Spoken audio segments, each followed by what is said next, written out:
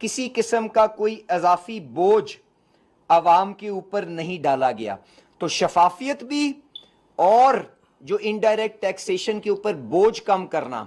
دونوں عمل کے اوپر حکومت آگے چل رہی ہے اور شفافیت بھی لے کے آ رہی ہے، اور حکومت کو اس نظام سے باہر نکال کے ریگولیٹر جس کی ذمہ داری ہے کہ سارے شراکت دار، کنزیومر بھی، حکومت بھی اور آئل سیکٹر کے بارے میں بھی مفادات کو بیلنس کرے اور شفافیت کے ساتھ اس کو آگے لے کے چلے. اور اس کے ساتھ ساتھ جو ایک بڑی چیز ہم نے دیکھنے میں آئی ہے وہ یہ ہے کہ جس شعبے سے حکومت نے اپنا رول محدود کیا ہے اس کے اندر ہمیشہ عوام کے لیے بہتری آئی ہے. تو یہ جو ڈیلی پرائسز کا اناؤنسمنٹ ہے، 7 دن کے ورکنگ ڈے جو پلیٹس کی ایوریج ہوگی اس کی بنا کے اوپر یہ بھی یقینی بنایا جائے گا کہ جس طرح سے قیمت اوپر جاتی ہے اوپر جائے، اور جس طرح سے گرتی ہے اس کے مطابق خود بخود ہی نہ عطا صاحب سے پوچھا جائے، نہ مجھ سے پوچھا جائے، نہ وزیر اعظم سے پوچھا جائے، فوری طور پہ وہ عوام کو منتقل کر دی جائے روزمرہ کی بنا پہ. اور یہ ڈی ریگولیشن کی طرف ایک اور قدم ہوگا جو حکومت لے رہی ہے. اور میں اپنی بات کو اختتام کرتے ہوئے یہ کہوں گا کہ اس کا جو لانگ ٹرم سلوشن ہے، ابھی تو ہم سب تکلیف میں ہیں نا، حکومت بھی وسائل اپنے جو محدود ہونے کے باوجود بوجھ اٹھانے کی کوشش کر رہی ہے. ہم نے اس شعبے کو ڈی ریگولیشن کی طرف لے کے جانے کے لیے وزیر اعظم صاحب نے ایک اعلیٰ سطح کی کمیٹی میری سربراہی میں بنائی ہوئی ہے. اس کے 4 میٹنگیں، 4 اجلاس ہو چکے ہیں. انشاءاللہ تعالیٰ 15-20 دن کے اندر اس جنگ سے بعد کے ماحول میں ہم نے کس طرح سے یہ انرجی پرائسنگ کا اور انرجی سیکیورٹی کا آرکیٹیکچر جس کے اوپر آپ کی اگلی نسلیں اس حکومت کی کارکردگی کو بھانپیں گی کہ کیا ہم نے ان کے لیے کوئی بہتری کی کہ نہیں کی، اس کے اوپر بھی اپنی سفارشات کو پورا کمپلیٹ کر لیا جائے گا اور عوام کے آگے لے کے آئیں گے اور شفافیت کو بڑھاتے ہوئے ڈی ریگولیشن کی طرف آگے جائیں گے. اور جو انرجی سیکیورٹی پاکستان کی، کہ کیا وجہ ہے کہ آج 70-80 سال کے بعد بھی پاکستان 90% اپنی توانائی کی ضرورت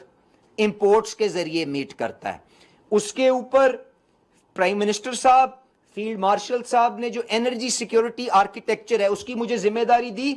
میں 1 سیکنڈ کے اندر آپ کو 1 منٹ میں بتاتے ہوئے عطا صاحب کو پھر گزارش کروں گا اپنے خیالات کا اظہار کریں. اس کے اندر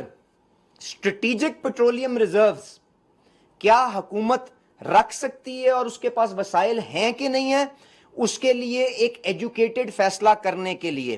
انٹرنیشنلی ریناؤنڈ کنسلٹنٹس کے تھرو اسٹڈی کمیشن ہو گئی ہوئی ہے. اس کا آرکیٹیکچر کیا بنے گا، اس کو کیا حکومت اس کے لیے $500 ملین ارب ڈالر 1 سال میں نہیں 5 سال میں کیا مہیا کر کے اگلی نسلوں کے لیے کوئی بہتری کر سکتی ہے، اس کے اوپر بھی ایک ایجوکیٹڈ فیصلہ ہوگا. دوسری چیز کمرشل بانڈڈ سکیمز،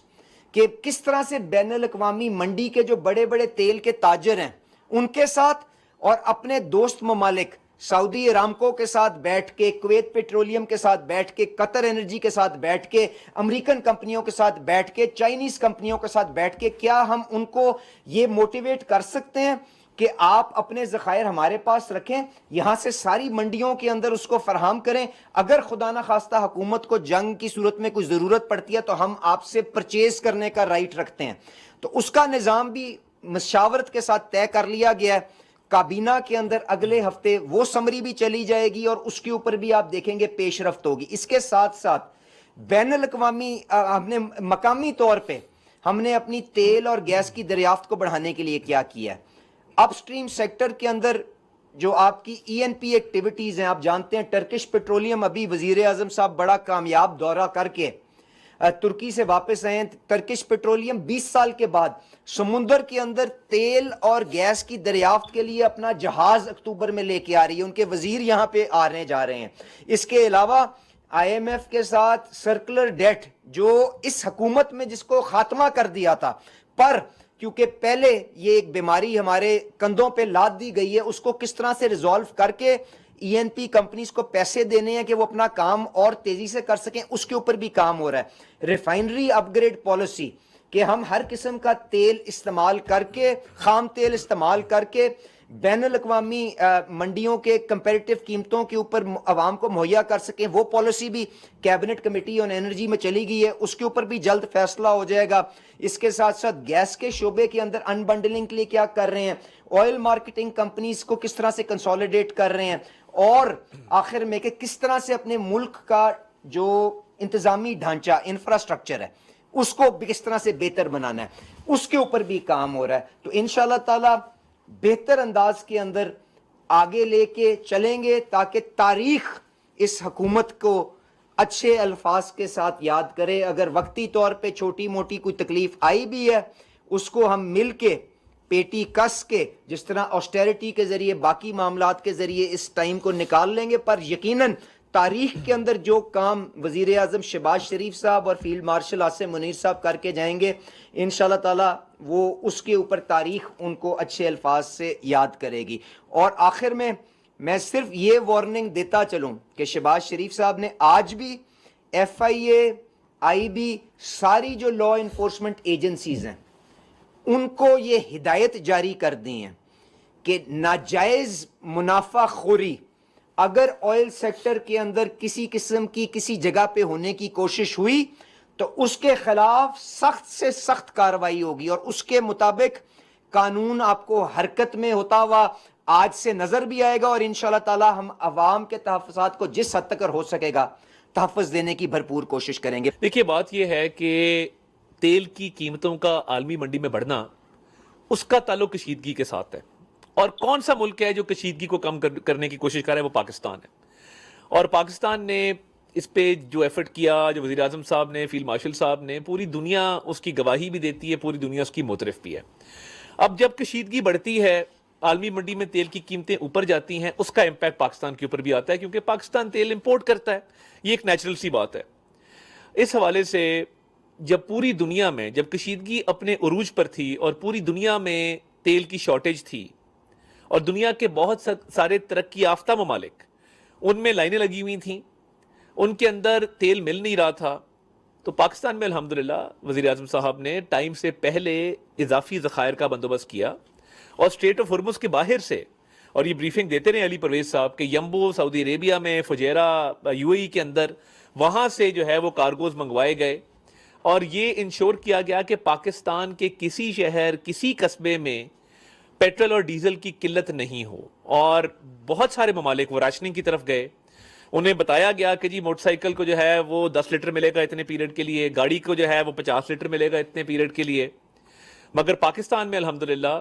نہ راشننگ ہوئی اور نہ ایک دن قلت ہوئی۔ جب بھی بریفنگ دی جاتی رہی پیٹرولیم ڈویژن کی طرف سے تو بتایا گیا کہ جی ہمارا 1، 1.5، 2 مہینے کا ہمارے پاس الحمدللہ ذخائر موجود ہیں۔ تو یہ حکومتوں کا کام ہوتا ہے کہ وہ ان انٹرپٹڈ جو ایک سپلائی ہے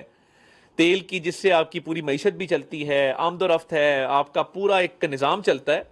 ٹریڈ اور ہر چیز، تو وہ اس کو انشور کرے، اور الحمدللہ وہ میں سمجھتا ہوں بڑا ایفیشینٹلی ٹائم سے پہلے اس کا بندوبست کیا گیا۔ اب قیمتوں کا اتار چڑھاؤ، جب دنیا میں قیمتیں آسمان سے باتیں کر رہی تھیں تو وفاقی حکومت نے اپنے ریسورسز سے ڈیولپمنٹ بجٹ کو کاٹ کے 129 ارب روپے کی سبسڈی دی اور کوشش کی کہ یہ قیمتیں نہ بڑھیں۔ دنیا میں بڑھی تھی، پاکستان میں نہیں بڑھی تھی، کیونکہ ہم اس کو سبسڈی کے ذریعے کاؤنٹر کر رہے تھے، اور یہ وزیر اعظم صاحب کا بڑا کانشیس فیصلہ تھا کہ یہ عوام پر بوجھ نہیں جو ہے ہم نے ٹرانسفر کرنا۔ بہت سارے سوالات جنم لیتے رہے ہیں کہ جی یہ قیمتوں کا تعین کیسے ہوتا ہے، جس طرح علی صاحب نے کہا پرائسنگ فارمولا وہ سب کے سامنے پبلش کیا جائے گا، رکھا جائے گا، وہ آلریڈی بھی موجود ہے، مگر اس کو formally OGRA being a regulator وہ اس کو پبلش کر دے گا۔ ابھی جو ہوتا ہے کہ ابھی لوگ کئی دفعہ کہتے ہیں جی آج قیمت کم ہوئی تو ٹرانسفر کیوں نہیں، وہ اس لیے کہ ایک ہفتے کی ایوریج لی جاتی ہے۔ ایک ہفتے میں اگر یہ جمعے کو اناؤنس ہوتا ہے تو پچھلے 6 دنوں کی ایوریج ہے، اور وہ جو ایوریج لی جا رہی ہے، ایک دن بڑا، ایک دن کم ہوا، ایک دن بڑا، ایک دن کم ہوا، وہ جتنی ایوریج بنے گی وہ اکٹھی 7ویں دن جمعے کو وہ ٹرانسفر کر دی جائے گی۔ اگر پورا ہفتہ کمی آئی ہے تو وہ اکٹھی کر کے وہ جمعے کو ٹرانسفر ہو جائے گی، اگر پورا ہفتہ بڑھتی رہی ہے تو وہ جمعے کو بڑھ جائے گی۔ دنیا کے کئی ممالک میں یہ نظام رائج ہے کہ اگر بڑی ہے تو فوری ٹرانسفر ہو، اور اگر کم ہوئی ہے تو فوری ٹرانسفر ہو۔ اس کا ایک ہی طریقہ ہے کہ جو پرائسنگ کا ایک میکنزم ہے ہفتہ وار، اس کو روزانہ کی بنیادوں پر لایا جائے، اور روزانہ کی بنیادوں پر جتنا اتار چڑھاؤ ہو اس کے مطابق وہ منتقل کر دیا جائے. اور دیکھیے اس بات کا ضرور احساس ہے اور بڑی شدت سے احساس ہے کہ یہ آسان نہیں ہے, اور تیل کی قیمتیں جب بڑھتی ہیں تو اس کا ایک امپیکٹ آتا ہے, اور اس کا بڑی درد مندی کے ساتھ حکومت کو مکمل احساس ہے. مگر سبسڈی کا بھی جو انتظام کیا گیا, اس کے بعد ٹارگیٹڈ سبسڈی بھی جو گڈز ٹرانسپورٹ پہ, پبلک ٹرانسپورٹ پہ, ایگریکلچر پہ, موٹر سائیکل یوزرز, ان کے اوپر وہ تمام لوگوں کو وہ اس میں شامل کیا گیا جو ڈیزرو کرتے تھے. اب دیکھیے روزانہ کی بنیادوں پہ یہ جو قیمتوں کے تعین سے یہ ہوگا کہ ایک جو گلہ کیا جاتا تھا کہ جی فوری ٹرانسفر نہیں ہوتی, وہ روزانہ کی بنیادوں پہ اتار چڑھاؤ جتنا ہوگا وہ ٹرانسفر ہو جائے گا. اور دوسرا, اس نظام میں مزید شفافیت آئے گی اور قوم کے سامنے پرائسنگ فارمولا ہوگا. اور دوسری جو ایک مسکنسیپشن ہے وہ یہ ہے کہ جی لیوی بہت بڑھ گئی ہے اور ہر روز کوئی نہ کوئی سٹوری آ رہی ہوتی ہے. دیکھیے لیوی جنگ سے پہلے جو تھی اس سے, جس طرح علی صاحب نے کہا ہے, وہ اس سے کم ہے اگر برابر نہیں تو لیوی میں تو کسی قسم کا انکریز نہیں آیا. لیوی کم ضرور کی گئی تھی, وہ بھی ایک اسپیشل ایفرٹ کیا گیا تھا اس لیوی کو کم کرنے کے لیے, اور وہ لیوی کم رہی بہت دیر, اور اس کے لیے ایک اسپیشل ڈسپنسیشن کی گئی, ایک out of the way effort کیا گیا. تو دیکھیے جب یہ out of the way effort کیا گیا تو لیوی میں تو کوئی اضافہ نہیں ہوا ہے. تو میں یہ سمجھتا ہوں کہ کیونکہ لیوی میں اضافہ نہیں ہے اور قیمتوں کا اب روز کی بنیاد پہ تعین ہوگا, پرائسنگ فارمولا سب کے سامنے ہوگا, تو یہ پورا نظام تیل کی قیمتوں کے تعین کا یہ شفاف بنے گا. ایک اور بات جو ازحد ضروری ہے کہ ہمیں as a country, as an economy, electric bikes اور الیکٹرک وہیکلز کی طرف جانا ہے, وہ ناگزیر ہے. اٹ از انیویٹیبل, آج نہیں تو کل ہمیں وہ کرنا ہوگا. ہمارا جو امپورٹ بل ہے اگر وہ بڑھتا رہا اور اسی طرح قیمتوں کا اتار چڑھاؤ کبھی اوپر کبھی نیچے, اس کا امپیکٹ عوام پر آتا رہا, تو اس کا بہترین حل جو ہے وہ یہ ہے کہ ہم آہستہ آہستہ electric vehicles, electric motor cycle کی طرف موو کریں. اور مجھے خوشی ہوتی ہے, میں دیکھتا ہوں بہت سارے ہمارے نوجوان بچے الیکٹرک بائکس پہ جا رہے ہیں, ہماری بچیاں اسکول کالج الیکٹرک بائکس پہ جا رہی ہیں. تو یہ رجحان, اس کو بھی فروغ دینا جو ہے, میں سمجھتا ہوں کہ وہ پبلک سیکٹر اور پرائیویٹ سیکٹر دونوں کی ذمہ داری ہے. ایک اور مسکنسیپشن پایا جاتا ہے کہ جی بڑا منافع کمایا آئل مارکیٹنگ کمپنیز نے. آئل مارکیٹنگ کمپنیز کانوں کو اس وقت ہاتھ لگا رہی ہیں. Let me allow me to سے دس. وزیر اعظم صاحب نے تحقیقاتی ادارے جس میں ایف آئی اے سر فہرست ہے, اور اس کے بعد ریگولیٹر کو یہ کہا کہ اضافی منافع کمانے کی میں اجازت کسی کو نہیں دوں گا, اور وہ منافع واپس بھی ان سے لیا گیا, جو کہ میں سمجھتا ہوں کہ تاریخ میں کبھی نہیں ہوا. اس وقت آپ کسی آئل مارکیٹنگ کمپنی کو پوچھیں کہ کیا انہوں نے اضافی منافع کمایا ہے, جواب ہے نہیں. اور ہولڈنگ کے خلاف ابھی کل بھی ایک آپریشن ہوا, ایک جگہ سے کوئی ذخیرہ اندوزی کرتے ہوئے کو پکڑا گیا, سخت ترین ایکشن کیا گیا, ریکوری کروائی گئی, اضافی ریکوری کروائی گئی. تو یہ تاثر جو ہے کہ آئل مارکیٹنگ کمپنیز بڑا منافع کما رہی ہے, ان کو کھلی چھوٹ ہے, قطعاً نہیں.